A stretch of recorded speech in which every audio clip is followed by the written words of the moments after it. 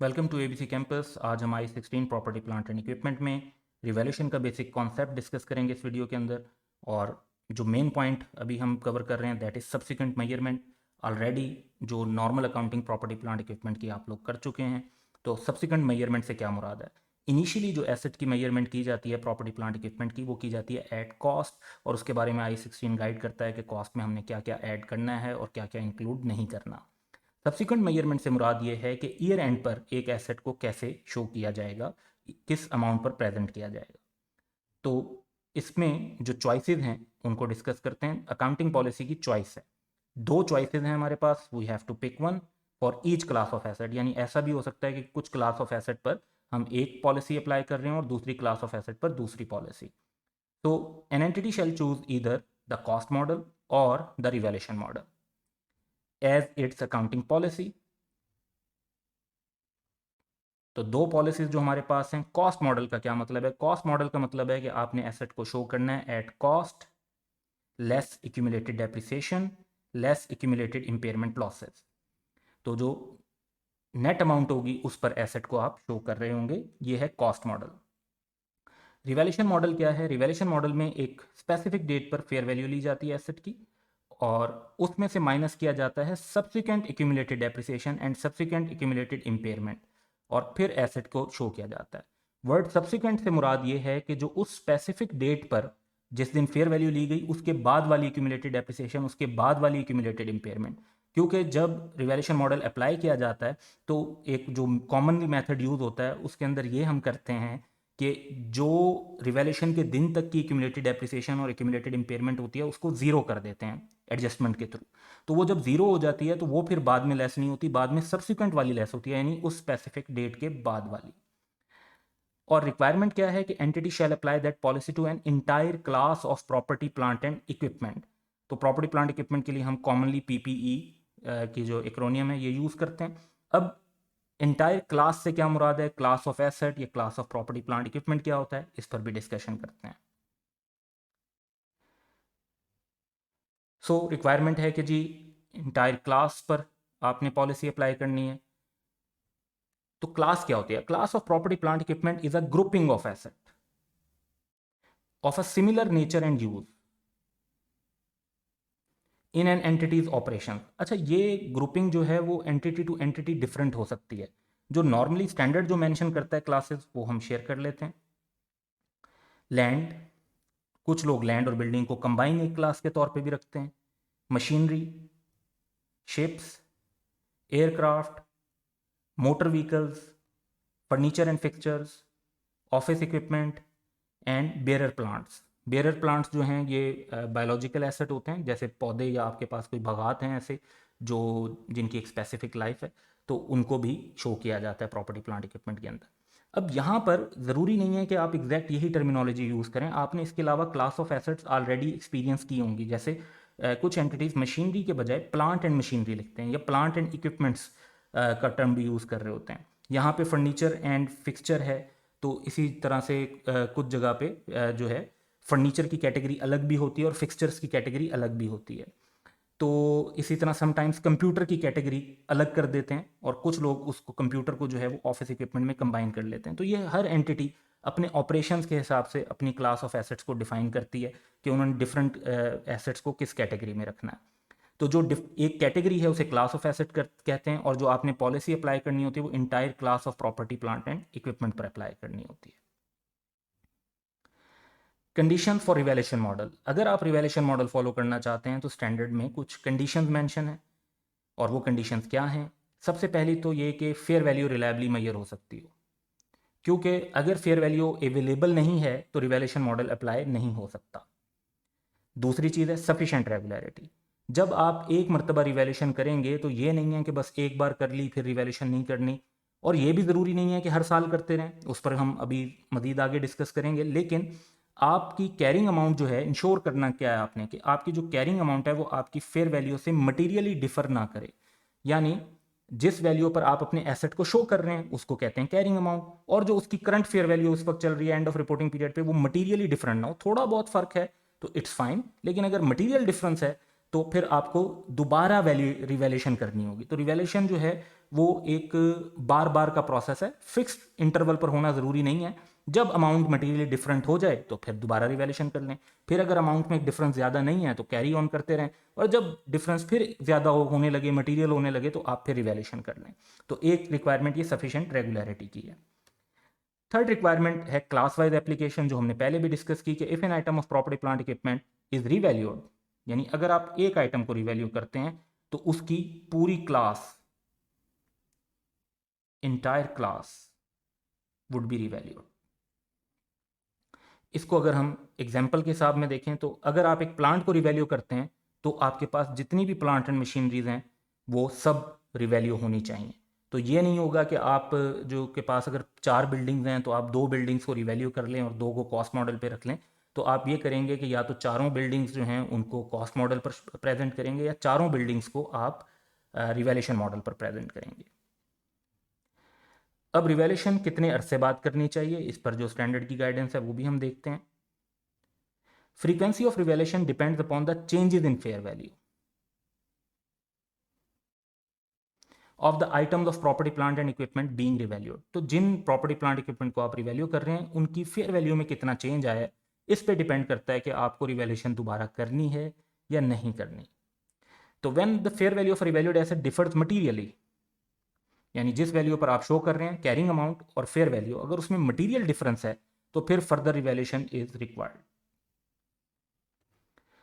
तो some items of property plant equipment experience significant and volatile changes in fair value, यानी कुछ ऐसे assets होते हैं जिसमें मुसलसल चेंज आता रहता है। जैसे खासतौर पे प्रॉपर्टी वगैरह है तो अक्सर 6 मंथ के अंदर ही वैल्यू बहुत ज़्यादा चेंज हो जाती है, साल के अंदर तो अच्छी खासी चेंज हो जाती है।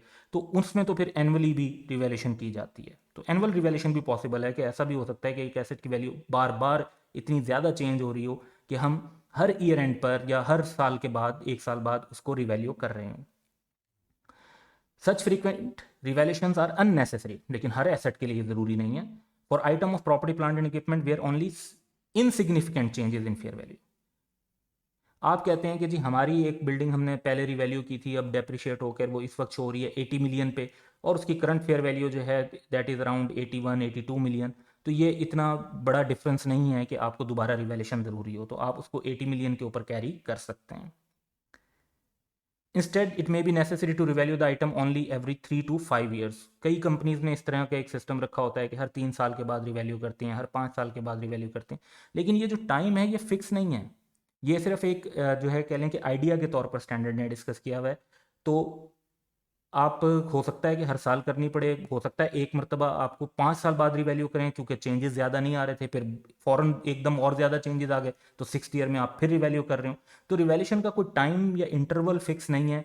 आपने जो मेन क्राइटेरिया देखना है वो ये देखना है कि fair value and carrying amount अगर मटीरियली डिफर करेंगे तो आपने रिवैल्यूएशन करनी है।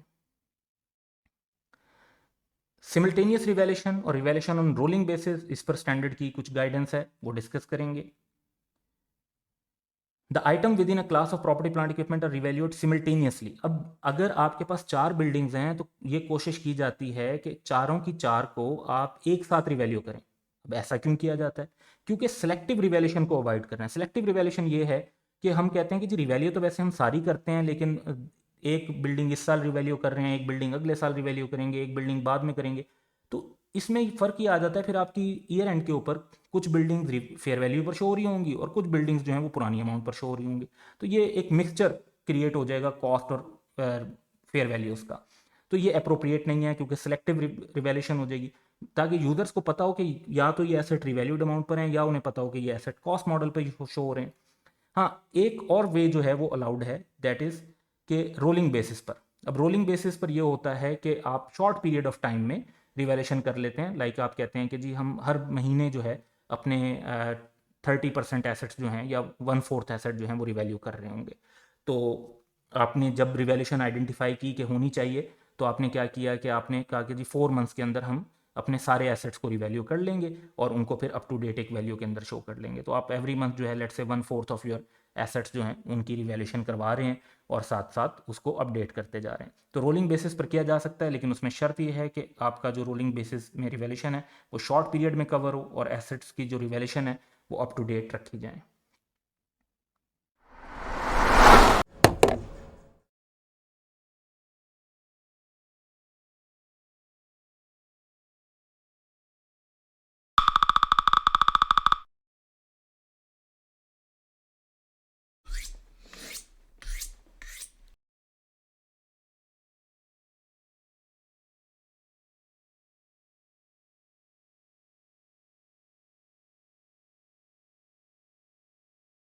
Welcome to ABC campus. आज हम I-16 property plant and equipment में रिवैल्यूएशन की अकाउंटिंग को फोकस करेंगे और जो अकाउंटिंग एंट्रीज हैं वो दो तरह की हो सकती हैं इसमें। Let's discuss that. So when an item of property plant equipment is revalued, carrying amount of that asset is adjusted. तो जब एसेट की रिवैल्यूएशन होती है तो या तो उसकी अमाउंट इंक्रीज होनी होती है या डिक्रीज होनी होती है, तो कैरिंग अमाउंट एसेट की एडजस्ट होती है। ये टू वेज हैं जिसमें से किसी एक वे से आपने इसको एडजस्ट करना होता है, और दोनों वेज से जो अल्टीमेट इम्पैक्ट है गेन और लॉस का और एसेट की अल्टीमेट अमाउंट का वो सेम होता है। पहला वे जो है दैट इज़ प्रोपोर्शनेट रीस्टेटमेंट। इस मेथड में पहले स्टेप के अंदर हम एसेट को इंक्रीज या डिक्रीज कर देते हैं। इंक्रीज करेंगे तो डेबिट कर देंगे एसेट को, डिक्रीज करना होगा तो क्रेडिट कर देंगे। उसकी ग्रॉस कैरिंग अमाउंट को चेंज करते हैं। स्टेप 2 में अगर लॉस हुआ हो तो उसे डेबिट कर देते हैं, और अगर गेन हुआ हो तो क्रेडिट कर देते हैं। और स्टेप 3 जो कि लास्ट स्टेप है, जो बैलेंसिंग फिगर होती है उसे एज एक्यूमुलेटेड डेप्रिसिएशन रिकॉर्ड कर लेते हैं। तो एक्यूमुलेटेड डेप्रिसिएशन की वैल्यू भी एडजस्ट हो जाती है, some time increase and some time decrease. तो स्टेप 1 में आपने एसेट की अमाउंट को एडजस्ट करना है, स्टेप 2 में गेन और लॉस रिकॉर्ड करना है, स्टेप 3 के अंदर एक्यूमुलेटेड डेप्रिसिएशन को as a balancing figure adjust करना है। ये मेथड बेसिकली रिफ्लेक्ट करता है कि आप की रिवैल्यूएशन से लेट से कि अगर एसेट की वैल्यू बढ़ी है तो आप एसेट की जो ग्रॉस कैरिंग अमाउंट है, कॉस्ट है, उसको भी इंक्रीज कर देते हैं, एक्यूमुलेटेड डेप्रिसिएशन को भी इंक्रीज कर देते हैं, और इस तरह से उसकी जो नेट अमाउंट है, नेट कैरिंग अमाउंट है, वो भी इंक्रीज हो जाती है। सेकेंड मेथड हमारे पास है जिसे एलिमिनेशन ऑफ एक्यूमुलेटेड डेप्रिसिएशन कहते हैं। इस मेथड में दो स्टेप हैं। पहला स्टेप है एलिमिनेशन, जिसमें हम एक्यूमुलेटेड डेप्रिसिएशन को ख़त्म कर देते हैं। अब एक्यूमुलेटेड डेप्रिसिएशन का नॉर्मल बैलेंस क्योंकि क्रेडिट होता है, तो उसको ज़ीरो करने के लिए हम उसे जितनी भी उसकी अमाउंट होती है उतने से डेबिट कर देते हैं और एसेट अकाउंट को क्रेडिट कर देते हैं। इस तरह से एसेट नेट वैल्यू पर शो होने लग जाता है रिवैल्यूएशन से पहले। देन स्टेप 2 में अगर लॉस हो तो लॉस डेबिट हो जाता है और एसेट क्रेडिट हो जाता है। इस तरह से एसेट की वैल्यू मज़ीद कम हो जाती है। और अगर स्टेप 2 ही अगर गेन हो, क्योंकि या लॉस होगा या गेन होगा, तो स्टेप 2 में अगर गेन हो तो गेन हमारा क्रेडिट होता है और एसेट अकाउंट डेबिट हो जाता है। तो ये एंट्री हम पास करते हैं। तो एलिमिनेशन के साथ या तो आप लॉस वाली एंट्री पास कर रहे होंगे या फिर आप गेन वाली एंट्री पास कर रहे होंगे। अब कॉमनली जो मेथड यूज़ किया जाता है वो elimination of accumulated depreciation method को ही हम यूज़ करते हैं, और इसी मेथड की बेस पर एग्ज़ाम के अंदर क्वेश्चंस भी कर रहे होते हैं। इस वीडियो के अंदर तो हम खैर दोनों मेथड से कुछ शुरू में क्वेश्चंस आपके साथ शेयर करेंगे। Elimination of accumulated depreciation method ज़्यादा बेहतर इसलिए समझा जाता है क्योंकि अगर एग्ज़ाम में इंफॉर्मेशन कम भी हो तो elimination of accumulated depreciation method use किया जा सकता है। जबकि प्रोपोर्शनेट रीस्टेटमेंट के लिए हमें पता होना चाहिए कि हमने एसेट की ग्रॉस कैरिंग अमाउंट को किस तरीके से एडजस्ट करना है। जब क्वेश्चन में वो डाटा गिवन नहीं होगा तो हमारे लिए प्रोपोर्शनेट रीस्टेटमेंट पॉसिबल नहीं होगी। जबकि elimination of accumulated depreciation method quick भी है, और इसके मुकाबले में दूसरी तरफ ये भी कि इसमें डाटा कम भी हो, तो हमें यानी लाइक ग्रॉस कैरिंग अमाउंट की एडजस्टमेंट ना भी गिवन हो, सिर्फ नेट वैल्यू गिवन हो, तो हम फिर भी वैल्यू को एडजस्ट कर सकते हैं। अब अकाउंटिंग एंट्रीज अगर लॉस हो जाए तो हम इन स्टेप्स को इम्प्लीमेंट करेंगे, प्रोपोर्शनेट रीस्टेटमेंट और एलिमिनेशन मेथड को। तो इनको लॉस की सूरत में कैसे डील करना है, एक एग्जांपल क्रिएट कर लेते हैं। तो एग्जांपल 1 है, Rashid limited owns a group of asset, the cost of the group of asset is ₹50 million and accumulated depreciation to the date, यानी अब तक जो एक्यूमुलेटेड डेप्रिसिएशन है दैट इज ₹20 मिलियन, और एसेट जो नेट है वो 30 मिलियन पर शो हो रहा है। Entity has measured fair value of ₹25 million for this asset, यानी रिवैल्यू किया, और जो हमारा एसेट है वो 25 मिलियन का हो गया। इट मीन्स के 5 का लॉस हो गया। By depreciated replacement cost method, gross replacement cost 60 million है, यानी अगर ऐसा न्यू एसेट खरीदा जाए जिसकी इस वक्त वैल्यू 25 मिलियन है क्योंकि वो पुराना है, लेकिन अगर ऐसा नया एसेट खरीदा जाता तो वो 60 मिलियन का है। तो ये डाटा जो ग्रॉस रिप्लेसमेंट कॉस्ट का डाटा है, इस तरह का डाटा या इसकी इसी तरह की कोई इन्फॉर्मेशन हमें गिवन होगी तो हम प्रोपोर्शनेट रीस्टेटमेंट कर सकेंगे। रिक्वायर्ड क्या है कि जर्नल एंट्रीज पास करें दोनों मेथड से, प्रोपोर्शनेट रीस्टेटमेंट से भी और elimination of accumulated depreciation method से भी। तो लेट्स स्टार्ट। अगर हम प्रोपोर्शनेट रीस्टेटमेंट मेथड को फॉलो करते हैं तो स्टेप 1 है कि हमने एसेट की वैल्यू को एडजस्ट करना है। अब एसेट की वैल्यू को हमने कैसे एडजस्ट करना है कि हमारा एसेट ऑलरेडी 50 पर आ रहा है और हमने उसको 60 पर लेकर जाना है, तो 10 मिलियन से डेबिट कर देंगे। दूसरा स्टेप ये है कि हमने लॉस रिकॉर्ड करना है, तो लॉस 5 मिलियन का जो हमने यहाँ पे कैलकुलेट किया था इसको भी हम डेबिट कर देंगे, और जो डिफरेंस है वो एक्यूमुलेटेड डेप्रिसिएशन अकाउंट में जाएगा, दैट इज़ 15 मिलियन। तो ये हमारी अकाउंटिंग एंट्री पास हो जाएगी। उसके बाद हम elimination of accumulated depreciation method को देखते हैं। Elimination of accumulated depreciation method में 2 स्टेप में काम होगा। तो पहला स्टेप तो ये है कि हम एक्यूमुलेटेड डेप्रिसिएशन को एलिमिनेट कर देंगे। ये जो 20 मिलियन की एक्यूमुलेटेड डेप्रिसिएशन है इसको हमने डेबिट किया और एसेट को क्रेडिट कर दिया, तो ये हमारी एक एंट्री हो गई।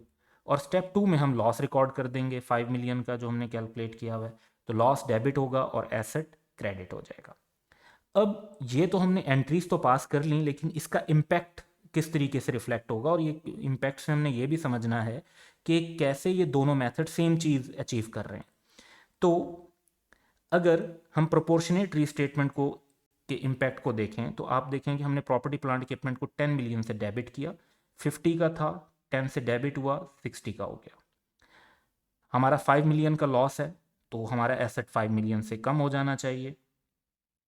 तो आप देख रहे हैं कि 30 का एसेट था, 5 से कम होकर 25 का हो गया।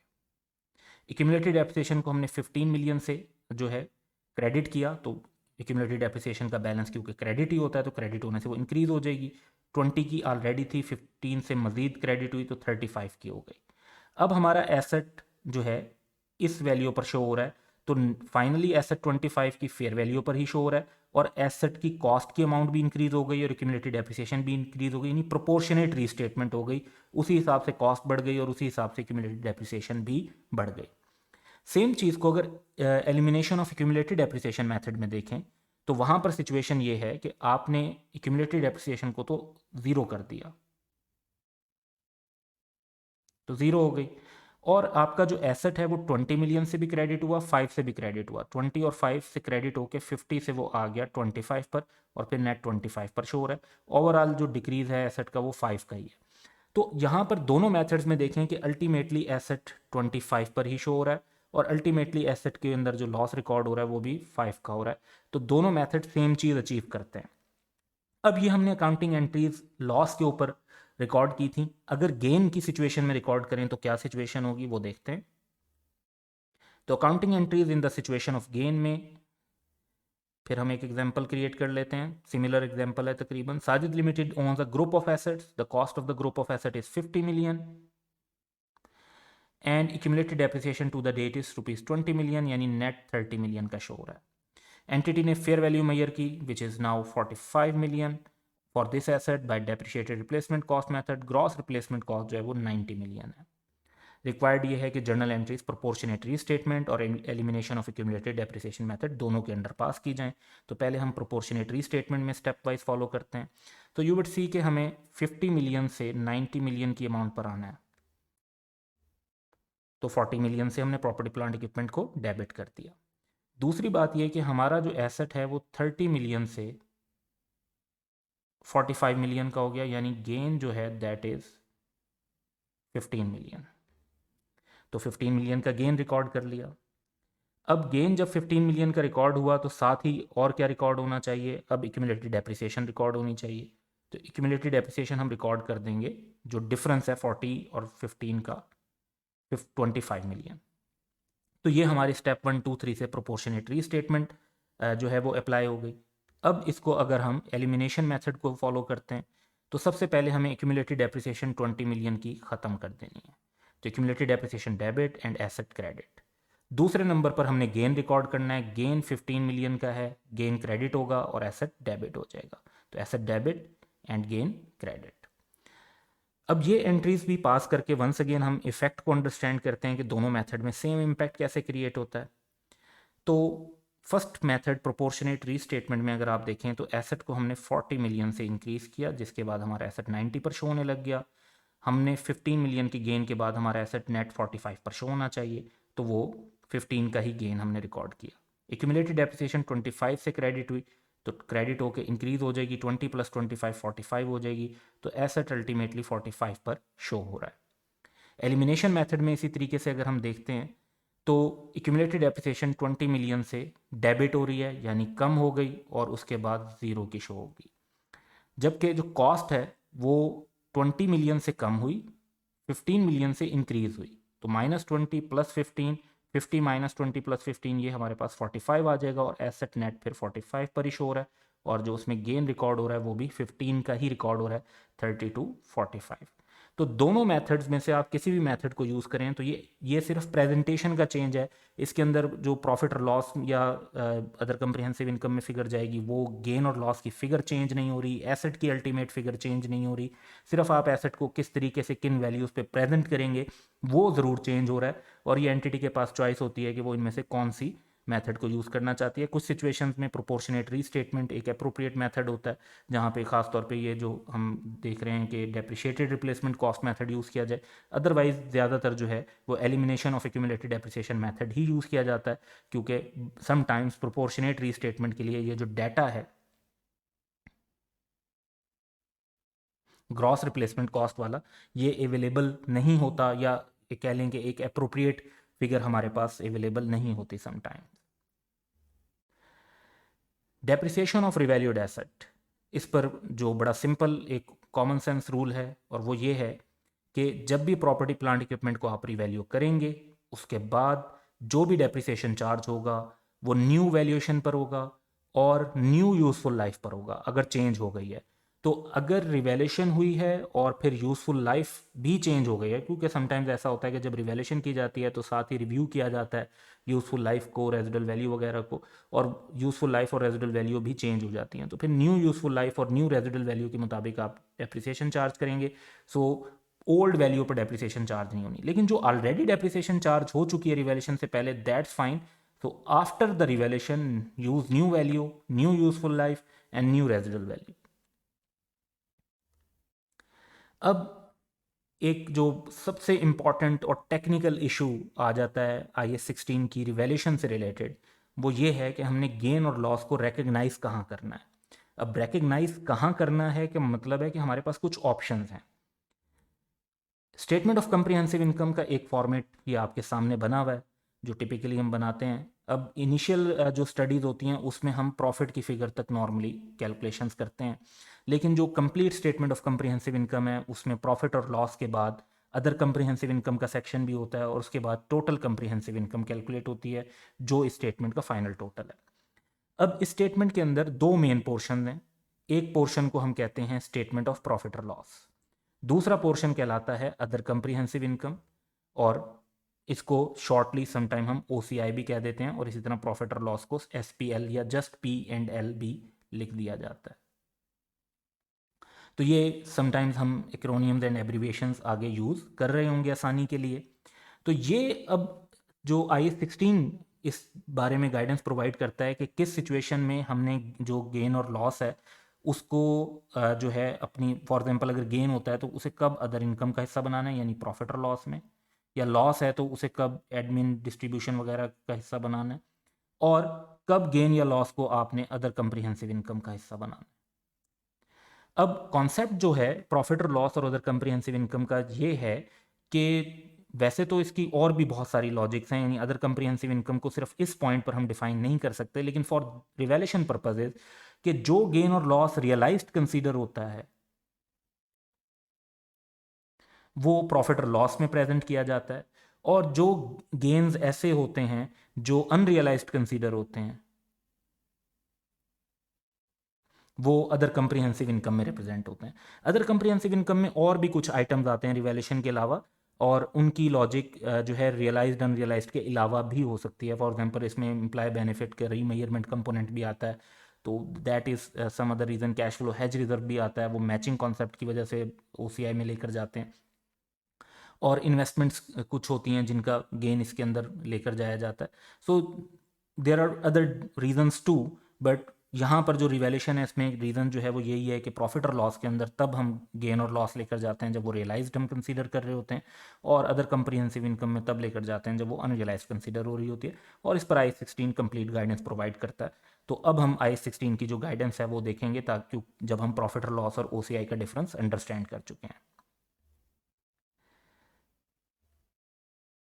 तो ये रूल्स हैं कि गेन और लॉस किस सिचुएशन में कहाँ रिकग्नाइज करना है। अब ये रूल्स जो हैं आपको 4 रूल्स हैं इन टोटल, और ये जहन में रखने पड़ेंगे। इन रूल्स के बगैर अकाउंटिंग जो है या ख़ासतौर पे जो एक एग्ज़ाम लेवल क्वेश्चन है प्रॉपर, वो डील करना इम्पॉसिबल है। तो अगर आपका एसेट एट कॉस्ट कैरी हो रहा है और आप उसको रिवैल्यू करते हैं और उसकी रिवैल्यूशन अपवर्ड हो जाती है, यानी जो जितनी वैल्यू पर वो शो हो रहा था उससे ज़्यादा वैल्यू बन जाती है, तो ये जो गेन आएगा ये अनरियलाइज्ड कंसीडर होगा। इसको अदर कंप्रीहेंसिव इनकम में रिकॉर्ड करेंगे और वहाँ से अदर कंप्रीहेंसिव इनकम से ये रिटेन अर्निंग में नहीं जाएगा, ये रिवैल्यूशन सरप्लस के अंदर ऐड हो जाएगा और इक्विटी के अंदर रिवैल्यूशन सरप्लस के नाम से शो किया जाएगा। लेट्स से कि आपका एसेट इस रिवैल्यूशन अपवर्ड होने के बाद रिवैल्यूशन सरप्लस के ऊपर शो हो रहा था और फिर जब आपने रिवैल्यूशन की तो वो रिवैल्यूशन डाउनवर्ड हो गई। तो अब क्या करेंगे आप? अब लॉस कहाँ रिकॉर्ड करेंगे? क्योंकि अपवर्ड में गेन आया वो आपने रिवैल्यूशन सरप्लस में ले गए ओसीआई के थ्रू। सेम वे में जब रिवैल्यू डाउनवर्ड होगा तो वो भी ओसीआई में रिकॉर्ड होगा to the extent of balance in revaluation surplus account. जितना रिवैल्यूशन सरप्लस अकाउंट में बैलेंस होगा उस हद तक। इसमें एक जो टेक्निकल पॉइंट आ जाता है समटाइम्स, वो आता है इम्पैक्ट ऑफ इंक्रीमेंटल डेप्रिसिएशन। ये इम्पैक्ट ऑफ इंक्रीमेंटल डेप्रिसिएशन हम अपनी नेक्स्ट जो वीडियो होगी उसके अंदर कवर करेंगे, और फिलहाल हम इस इम्पैक्ट के बगैर कुछ कैलकुलेशंस को डिस्कस कर रहे होंगे। लेकिन ये अल्टीमेटली आपने जहन में रखना है क्योंकि एग्जाम में ये इम्पैक्ट इंपॉर्टेंट होता है। सेकंड ये होता है कि रिवैल्यूशन सरप्लस में लेट से बैलेंस है 10,000 का और जो हमारे पास लॉस आ गया वो 15,000 का आ गया, ज़्यादा का आ गया। तो जो रिमेनिंग अमाउंट होगी 5,000 की, वो फिर प्रॉफिट और लॉस में रिकग्नाइज की जाएगी, क्योंकि जितना हमारा अनरियलाइज था वो हम रिवर्स कर देते हैं और फिर जो बाकी बचता है वो रियलाइज कंसीडर होता है लॉस की सूरत में। प्रूडेंस का कॉन्सेप्ट है, लॉस को हम रियलाइज कंसीडर कर रहे होते हैं, गेन को अनरियलाइज कंसीडर कर रहे होते हैं। तो प्रूडेंस के कॉन्सेप्ट को अप्लाई करते हुए जो एक्स्ट्रा अमाउंट होती है लॉस की वो फिर प्रॉफिट और लॉस के अंदर रिकॉर्ड की जाती है। अगर कोई हो, अगर 10,000 का रिवैल्यूशन सरप्लस का बैलेंस है और डाउनवर्ड हुआ है सिर्फ 8,000 से, तो 8,000 आप ओसीआई में चार्ज कर दें, 2,000 का बैलेंस रिवैल्यूशन सरप्लस में बाकी बच जाएगा। फिर रूल्स हैं कि अगर एसेट कैरीड हो एट कॉस्ट और आप जब रिवैल्यू करें तो वो डाउनवर्ड हो जाए, तो डाउनवर्ड हो गई तो लॉस हो गया, लॉस रियलाइज कंसीडर होता है, आप प्रॉफिट और लॉस में उस लॉस को रिकग्नाइज कर देंगे। उसके बाद लेट्स से कि जो डाउनवर्ड आपने रिवैल्यू किया हुआ था एसेट, तो वो एसेट शो हो रहा था एट रिवैल्यूशन डेफिसिट। जब आपने उसको फिर बाद में किसी टाइम पर रिवैल्यू किया तो अब वो अपवर्ड रिवैल्यू हो गया। अब जब वो अपवर्ड रिवैल्यू हो गया तो उसको आपने, क्योंकि उसका जो लॉस है आपने प्रॉफिट और लॉस में रिकॉर्ड किया हुआ है, तो उसकी जो अब वैल्यू इंक्रीज हुई है कुछ हद तक तो वो लॉस रिवर्स हुआ है। तो किस हद तक वो लॉस रिवर्स हुआ है? जिस हद तक वो लॉस प्रॉफिट और लॉस में रिकग्नाइज किया जाएगा उसका रिवर्सल वो है to the extent it reverses revaluation decrease of same asset. अब इसके लिए हम एक यूज़ करते हैं जो कैलकुलेशन 2-3 तरीके से यूज़ हो सकती है, लेकिन जो सबसे इसमें से आसान मेथड रहेगा वो ये होगा कि जितना आपने रिवैल्यूशन लॉस पहले रिकॉर्ड किया था at this point minus depreciation decrease due to revaluation loss. क्योंकि रिवैल्यूशन लॉस के बाद एसेट की कैरिंग अमाउंट कम हो जाएगी तो फिर उसकी डेप्रिसिएशन भी कम चार्ज हो रही होगी। तो जितने से आपने लॉस रिकॉर्ड किया माइनस कर दें वो डेप्रिसिएशन जो लॉस की वजह से कम चार्ज हुई, तो जो नेट अमाउंट होगी उतनी आप प्रॉफिट और लॉस में रिकग्नाइज कर सकते हैं, उतना रिवर्सल। और अपवर्ड की वजह से जो गेन आ रहा है तो वो रिवर्सल ऑफ एक्सपेंस होगा। और अगर इससे भी ज़्यादा अमाउंट का आपका गेन है तो जो रिमेनिंग अमाउंट है वो अदर कंप्रीहेंसिव इनकम में रिकग्नाइज होगी। अब ये टोटल हमारे पास जो रूल्स बन जाते हैं ये 4 रूल्स बन जाते हैं, 1 2 3 एंड 4। अब वंस अगेन ऑब्वियसली रूल्स को इस तरीके से पढ़ने से तो रूल्स के ऊपर ग्रिप नहीं आएगी जब तक हम इसको प्रैक्टिस नहीं करेंगे। तो अब हम कुछ जो है एग्जांपल्स की तरफ चलते हैं और उन एग्जांपल्स में इन रूल्स को प्रॉपर्ली इंप्लीमेंट करते हैं। सिर्फ हम इंक्रीमेंटल डेप्रिसिएशन वाला इम्पैक्ट अभी कवर नहीं कर रहे होंगे, इसको हम अपनी नेक्स्ट वीडियो के अंदर कवर करेंगे और फिर उसके बाद हम पास्ट एग्जाम के कुछ क्वेश्चन भी सॉल्व कर सकते होंगे। सो एग्जाम्पल है On 1st January 2021, M Limited purchased a building for rupees 100,000 with nil residual value and 10 years useful life. The company policy is not to transfer incremental depreciation. अभी clearly बता दिया कि entity incremental depreciation transfer नहीं करती। तो हम भी transfer नहीं करेंगे, अभी इसके बगैर हम कंसीडर कर रहे होंगे। नेक्स्ट वीडियो में हम कंसीडर करेंगे कि अगर एंटिटी इंक्रीमेंटल डेप्रिसिएशन ट्रांसफ़र करती है तो फिर क्या करेंगे, लेकिन for the time being this. तो हमारे पास जो इंपॉर्टेंट इन्फॉर्मेशन है उसमें 100,000 की वैल्यू और 10 ईयर्स की यूजफुल लाइफ। ईयर एंड जो फर्स्ट है 31 दिसंबर 2021, एसेट को रिवैल्यू किया गया और उसकी वैल्यू 108,000 आ गई, यानी अपवर्ड रिवैल्यू हो गया। On 31st December 2022, due to slump in the property market, the building was again revalued. फिर नेक्स्ट ईयर फिर रिवैल्यूएशन कर ली क्योंकि वैल्यू में काफ़ी चेंज आ गया था, but this time the worth was only ₹55,000। तो पहले हमें एक इंक्रीज नज़र आ रहा है और फिर बाद में डिक्रीज नज़र आ रहा है। तो रिक्वायरमेंट ये है कि जर्नल एंट्रीज पास करनी है for all the 2 years through out the time.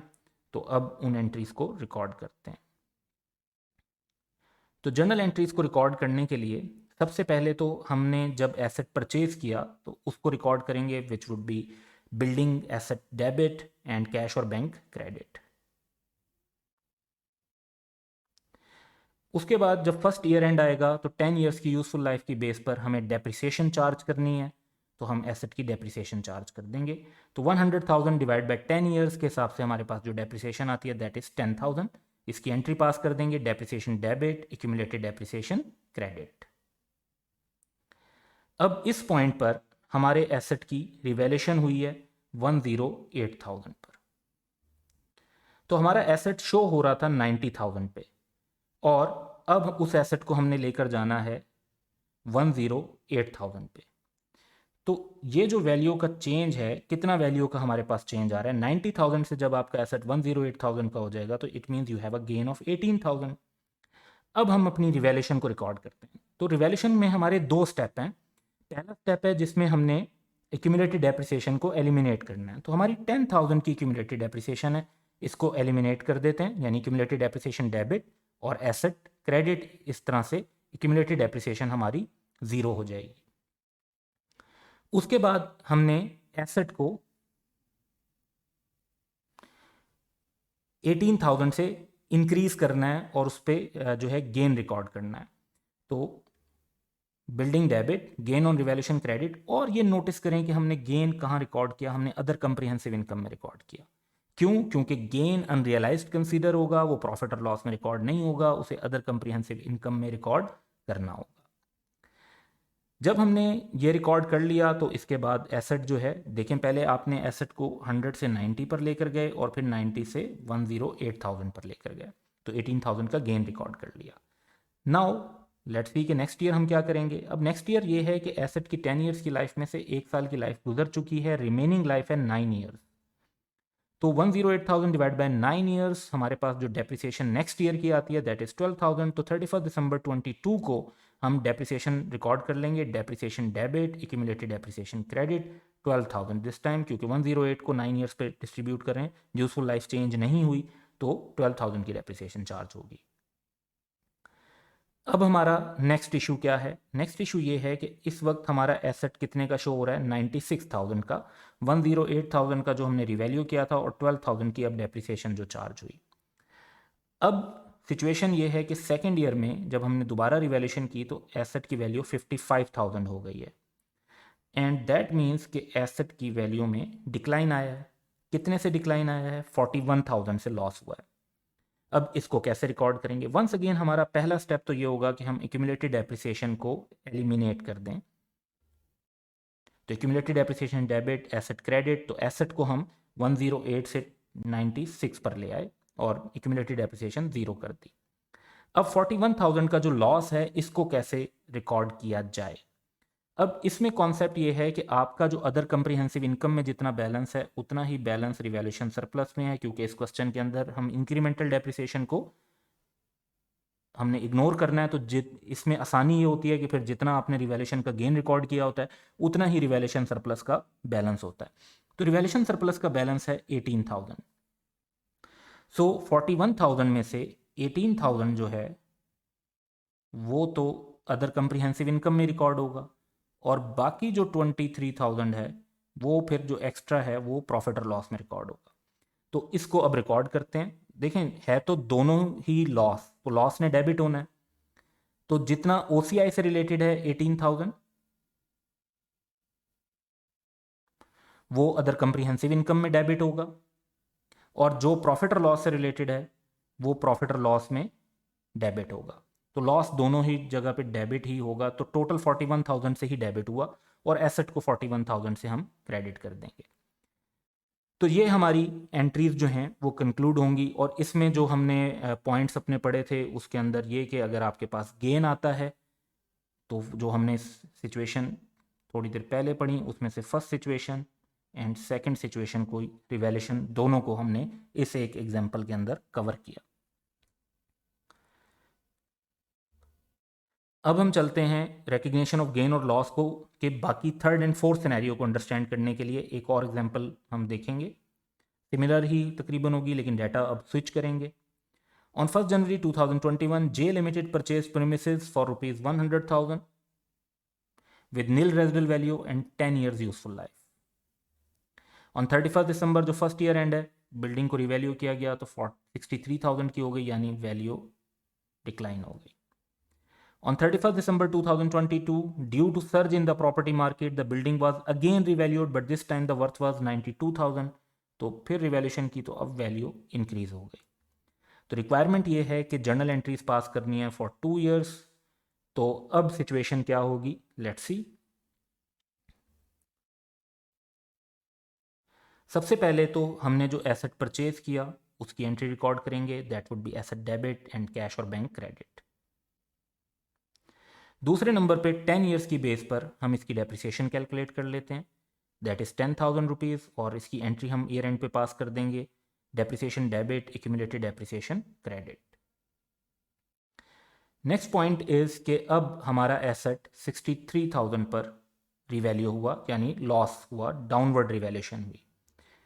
तो पोजीशन ये है कि हमारा एसेट शो हो रहा था 90,000 पे और अब हमने उसको लेकर जाना है 63,000 पे। तो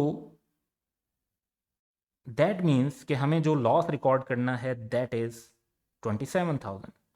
वंस अगेन रिवैल्यूएशन के 2 स्टेप होंगे। पहले स्टेप पर हम एक्यूमुलेटेड डेप्रिसिएशन को एलिमिनेट कर देंगे 10,000 से, accumulated depreciation debit asset credit, और फिर 27,000 का लॉस रिकॉर्ड कर देंगे। क्योंकि ये लॉस फर्स्ट टाइम अराइज हो रहा है और लॉस जो है वो प्रूडेंस के कॉन्सेप्ट के मुताबिक रियलाइज्ड कंसीडर होता है, तो इसको प्रॉफिट और लॉस में रिकॉर्ड किया जाएगा।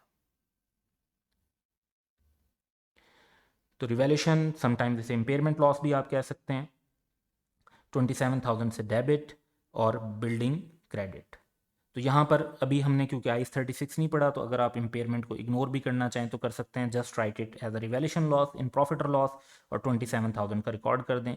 रिवैल्यूएशन लॉस और impairment loss to discuss it, ये बाजू का सिमिलर नेचर के भी होते हैं और समटाइम्स इनमें डिफरेंस भी होता है। तो जब हम IAS 36 डिस्कस करेंगे तो उसके अंदर हम इनके डिफरेंसेस को भी डिस्कस कर लेंगे। For the time being you can just right revaluation loss.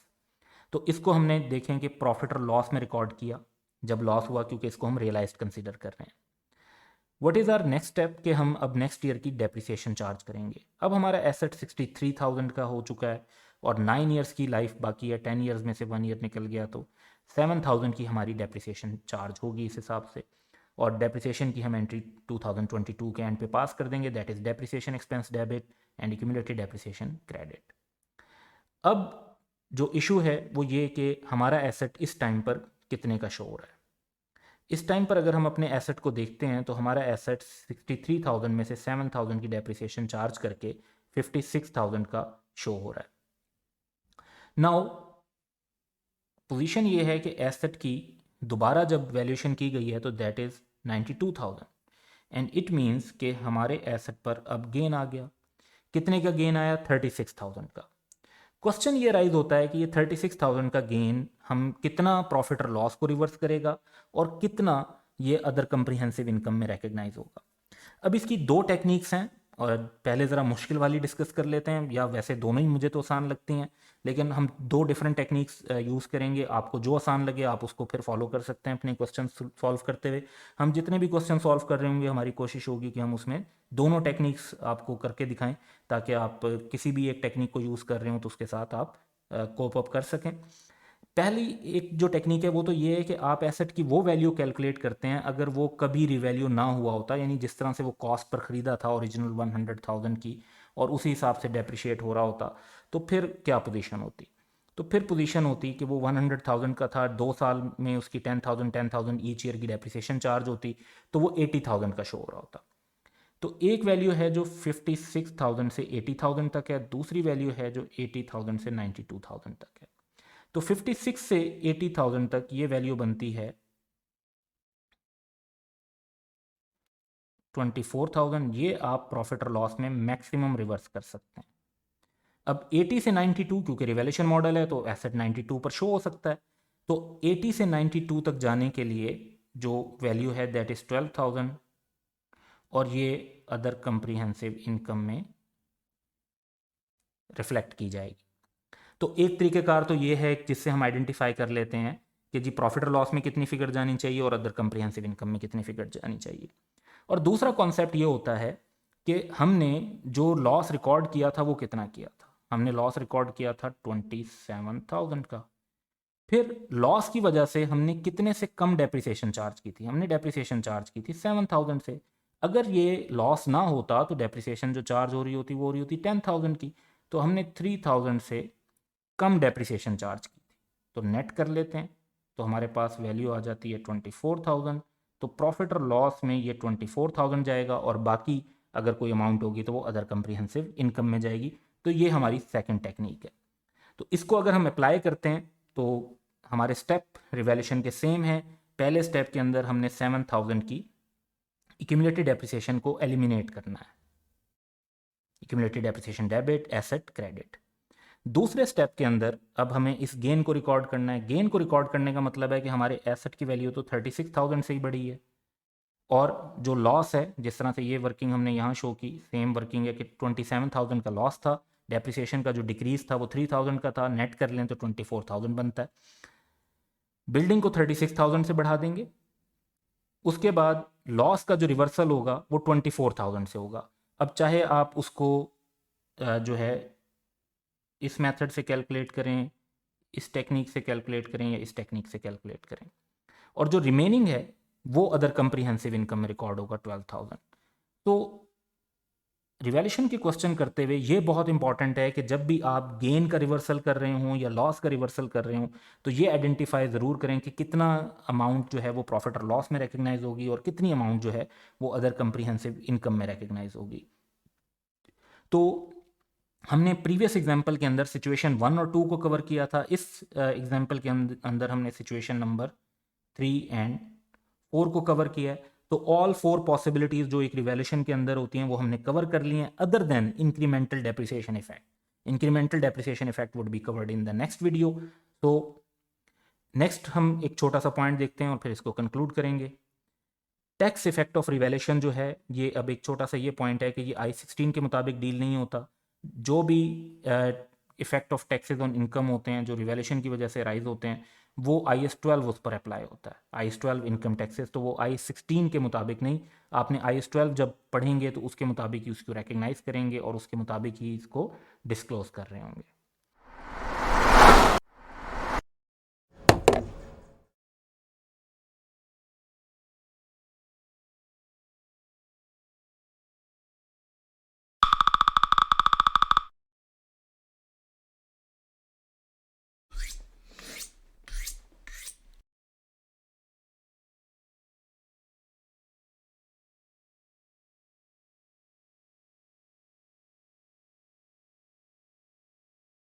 Welcome to ABC campus. आज हम I-16 property plant and equipment का एक प्रैक्टिस क्वेश्चन कर रहे हैं। रूनी का टाइटल है इसका। Rooney has recently finished building a new item of plant for its own use. The item is a press for use in the manufacture of industrial diamonds. Rooney commenced construction of the asset on 1st April 2013 and completed it on 1st April 2015। तो हमारे पास जो asset है वो 1st April 2015 को complete हुआ। The cost of manufacturing the asset was 30.8 million.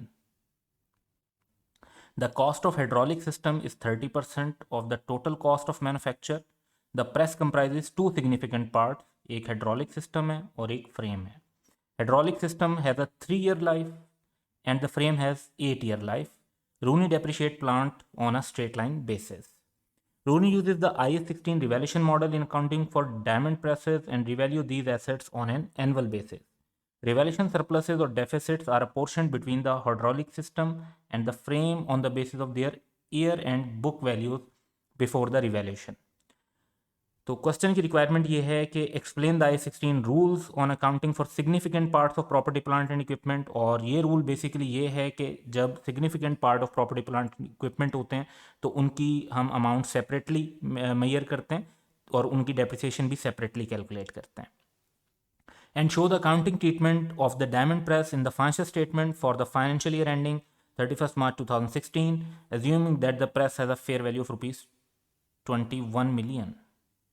और 31 March 2017 very next year, assuming that के fair value अब 19.6 मिलियन हो चुकी है। तो अब इस जो कॉन्सेप्ट है इसमें जो बातें जहन में रखने की हैं वो ये है कि हाइड्रोलिक सिस्टम 30% है तो फ्रेम इसका मतलब है कि 70% है। तो इनिशियल कॉस्ट को तो हम इस रेशो में डिस्ट्रीब्यूट कर लेंगे। उसके बाद जो डेप्रिसिएशन है उसके लिए 3 ईयर लाइफ और 8 ईयर लाइफ को जहन में रखेंगे। उससे अगला स्टेप ये है कि जब भी सरप्लस या डेफिसिट आएगा तो उसे ईयर एंड बुक वैल्यूज़ की बेस पर हमने अपोर्शन करना है। और अपार्ट फ्रॉम दैट जो गेन और लॉस के रूल्स हैं ये 16 के रिवैल्यूएशन में उनको हम अप्लाई करेंगे। तो let's start the calculations and first हम ये जो एक्सप्लेनेशन देनी है ब्रीफली ये भी डिस्कस कर लेते हैं। So I-16 requires that each part of an item that has a cost that is significant in relation to the total cost. ये नहीं है कि अगर आप एक गाड़ी है तो उसका हर टायर आप अलग से जो है डेप्रिशिएट करने लग जाएं। Significant in relation to the total cost is depreciated separately. Therefore, the cost recognized at initial recognition must be allocated to each part accordingly. क्योंकि जब तक आपने अलग अलग कॉस्ट डिटरमिन नहीं की होगी तो आप उनकी अलग अलग डेप्रिसिएशन भी कैलकुलेट नहीं कर सकेंगे। अब आ जाते हैं हम इसकी कैलकुलेशन साइड पर। तो हाइड्रोलिक सिस्टम, फ्रेम और एक टोटल का कॉलम बना लेते हैं ताकि फिर हम अपोर्शन कर सकें। तो पहला स्टेप हमारे पास है कि कैरिंग अमाउंट क्या है 1 अप्रैल 2015 को। तो क्वेश्चन में हमें वैल्यू बताई हुई है कि 30.8 मिलियन। हम फिगर इन थाउजेंड में ले रहे हैं तो इस ताकि हमें थोड़ा सा आसानी हो जाए फिगर्स में डील करने में। अब ये 30.8 मिलियन जो है वो हमने 30% और 70% की रेशो में लेना है क्वेश्चन की रिक्वायरमेंट के मुताबिक। क्वेश्चन में हाइड्रोलिक 30% बताया हुआ है तो बाकी फ्रेम है दैट इज 70%। तो 30.8 मिलियन को 30-70 की रेशो में डिस्ट्रीब्यूट करते हैं तो हाइड्रोलिक 9240 और फ्रेम 21560 की एलोकेशन बन जाती है। कैरिंग अमाउंट आने के बाद हम डेप्रिसिएशन चार्ज करेंगे। डेप्रिसिएशन के लिए हमें बताया हुआ है कि हाइड्रोलिक की जो लाइफ है वो 3 ईयर्स है और फ्रेम की 8 ईयर्स है। तो हाइड्रोलिक को over 3 year straight line basis और फ्रेम को 8 ईयर्स की बेसिस पर जो है हमने स्ट्रेट लाइन बेसिस पर डेप्रिशिएट किया। टोटल डेप्रिसिएशन 5775 आ गई। तो डेप्रिसिएशन के बाद हमारे एसेट की वैल्यू क्या हो जाती है जो ईयर एंड है 31 मार्च 2016 का।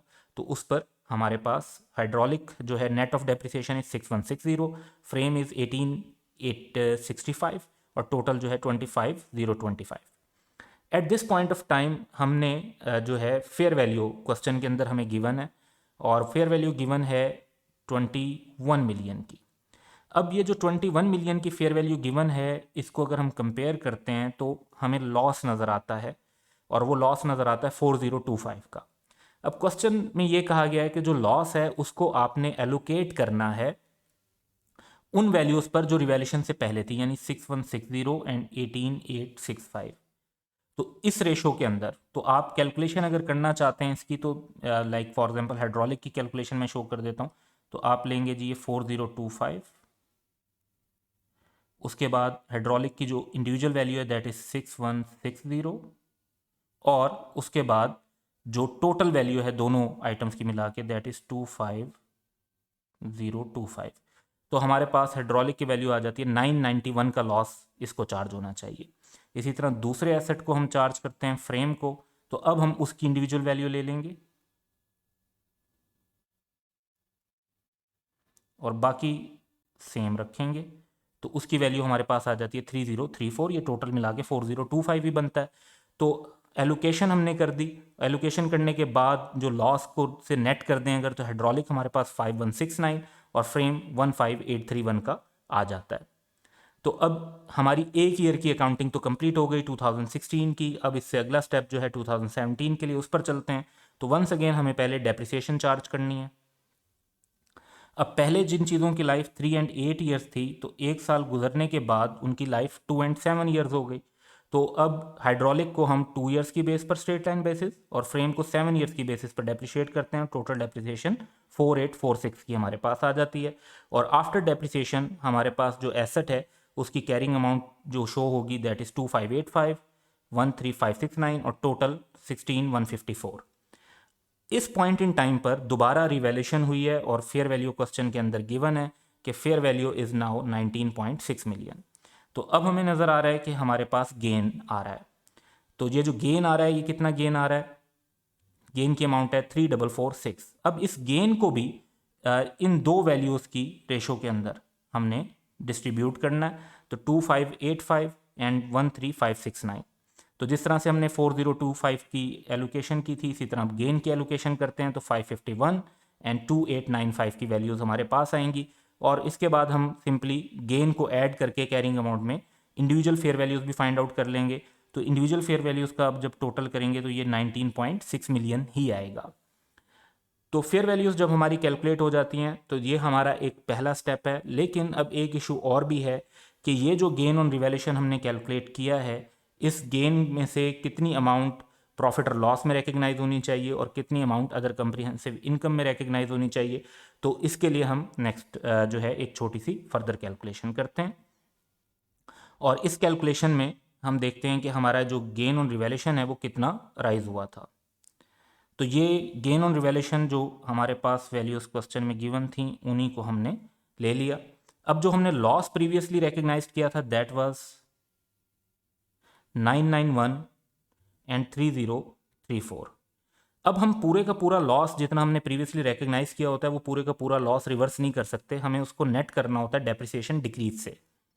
तो डेप्रिसिएशन डिक्रीज, अब डेप्रिसिएशन डिक्रीज बेसिकली अगर रिवैल्यूएशन ना हुई होती तो 3080 की ही डेप्रिसिएशन चार्ज हो रही होती। तो इन दोनों का डिफरेंस और फ्रेम में इन दोनों का डिफरेंस, तो हमारे पास डेप्रिसिएशन डिक्रीज भी आ गया। डेप्रिसिएशन डिक्रीज को नेट करके जो लॉस हम प्रॉफिट और लॉस में रिवर्स कर सकते हैं दैट इज 496 एंड 2601 रिस्पेक्टिवली। और अगर हम टोटल गेन में से 496 निकाल दें तो जो बाकी बचेगा वो अदर कंप्रीहेंसिव इनकम में रिकॉर्ड हो सकता है। And same for the frame 2895 में से आप 2601 निकाल दें तो बाकी 294 रिकॉर्ड हो सकता है। सो ये फिगर्स जो हैं ये अदर कंप्रीहेंसिव इनकम में रिकॉर्ड होंगी और नेट ऑफ डेप्रिसिएशन इफेक्ट जो है लॉस का वो प्रॉफिट और लॉस के अंदर रिकॉर्ड होगा। यानी प्रॉफिट और लॉस में हम प्रीवियस लॉस को इतने से रिवर्स कर रहे होंगे। So that's all for today. Have a good day.